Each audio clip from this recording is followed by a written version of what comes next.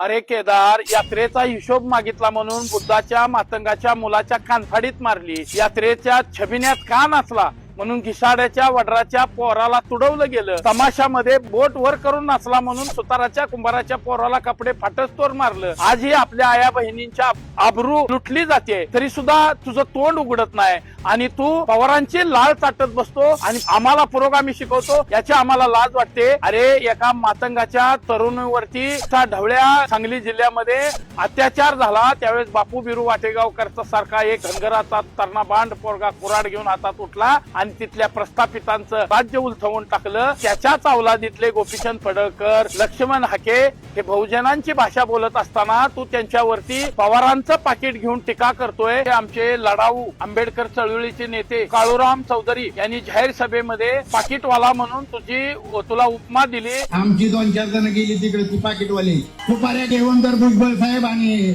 हाके सरांवर बोलताल. काळूराम चौधरी तुमच्या आईचा नवरा कोण माहिती सांगेल ना.